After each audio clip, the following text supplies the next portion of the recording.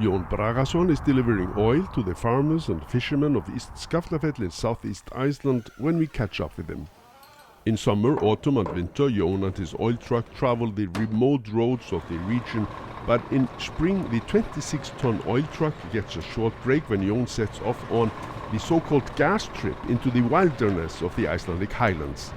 Þessar gasferðir eru farnar hverju einasta vori og það gengur svona misjafnlega vel að fá einhverja með sér í þetta, en tilgangurinn með þessu ferð er að koma gasi og vistum inn á Kollumúlasvæðið eða inn í skálan hjá ferðafélagi Austur-Skaftfellinga svo menn geti notað það sem þeir þurfa að nota yfir sumarið. Gas stations and farms as well as boats get their oil and gasoline from Jón, his oil truck and the oil depot in Höfn, the main town in the region. But it is the gas and how it's ferried with other supplies into one of the most remote regions of this island that draws us onto this trip with Jón in his vastly conditioned vehicle.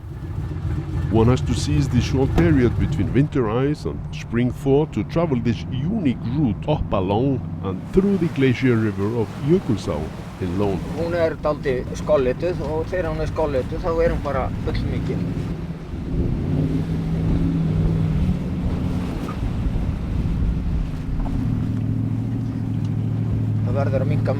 There are no roads to Múlaskáli, the cabin of the hiking association, but with skill, a 400 horsepower engine and 46-inch tires, it's possible once a year to thread one's way up there with supplies for the summer by following the riverbed of Jökulsá. Ég hefði mælt með því að þú fengi að sitja aðeins meira niður í ánni. Já, þetta svolítið veðilega mikið.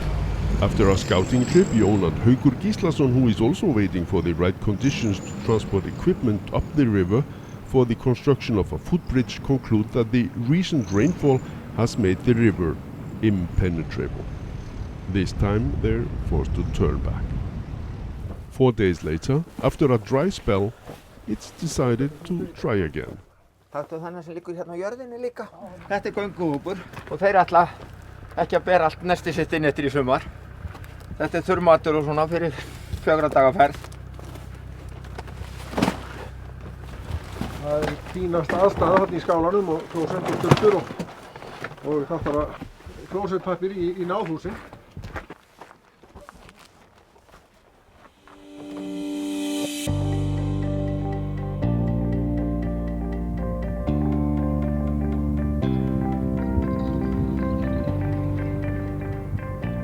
The first obstacle is the river of Skindidalsá.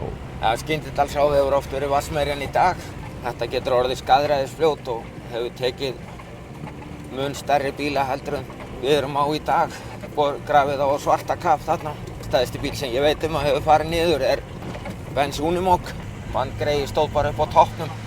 Og ég svo sem engin undantekning í því, ég hef lent í krappan þarna líka.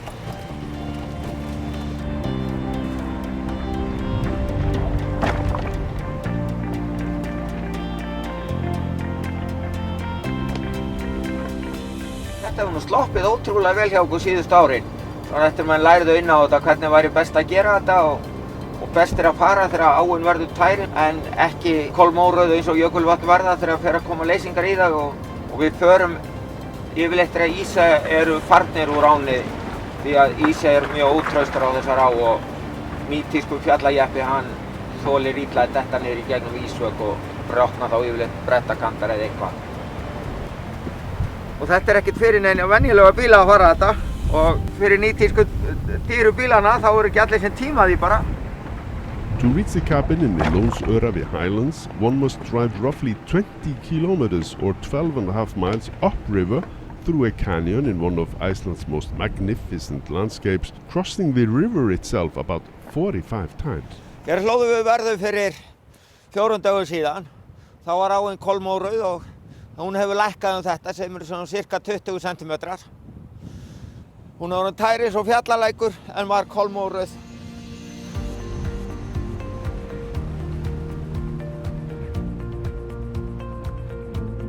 Þetta mikið klöngur fyrir jeppana og mjög erfitt þar sem áin mjög stórgrýtt og þarf að vera tæri til þess að hægt sé að komast þetta.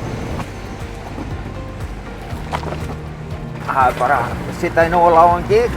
Á Dála þetta í rólegheitum.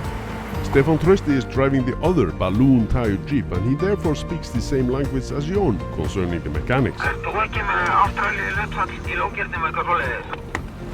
Nei, ég held að sé bara orginal hlutfall í lókirni hjá mér. Þannig að ertu bara í lókirnum og lágadrifinu núna?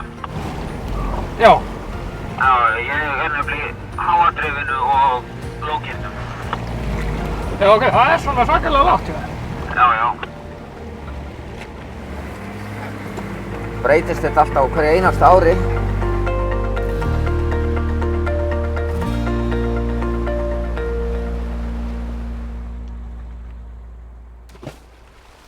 Þetta virðist vera mjög djúpt. When even hardened off-road drivers aren't entirely confident about an obstacle, they simply change methods. Reverse into the water with a rope attached so at least the engine stays above water and so that the vehicle could be pulled out if it was about to disappear into the pool.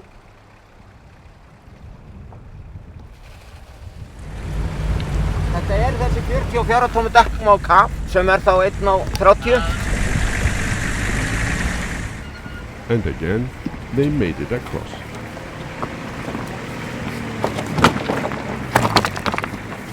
Byrjaði að fara hingað með ferðafélaginu í góðan göngutúr og síðan fór ég og smalaði hérna með smölum þetta svæði og síðan fór ég bara að fara hér á hverju ári inn á þetta svæði. Þetta svæði náttúrulega bara eina mestu náttúruperlum Íslands og virðist vera nokkuð vel varðveitt fyrir massatúristmönnum. Það kannski líka hversu erfitt að komast hér inn á svæðið. Þetta bara litadýr hér í fjöllunum með ólíkindum. Gróðurfar mjög gott og flott.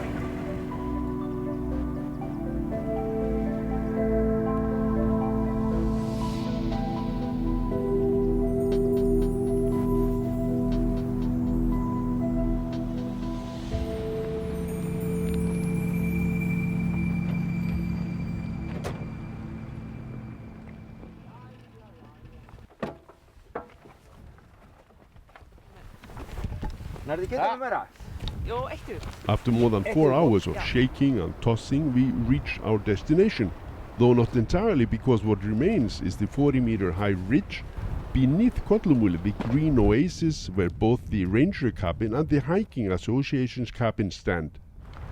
Það engin önnur leið í boði. Nema þá bara bera þetta á bakkinu eða fá þyrlu til að fljúga með þetta. On this spring trip, they connect the water supply again and prepare the cabin for summer. Bringing food and other provisions for staff and hikers, and naturally gas for heating and cooking.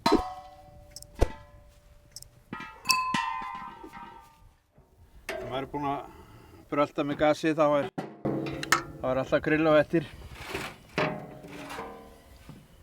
Ég vissi ekki að það væri svona, bara í rænum, sko. Þetta bara ekkert eftir þetta.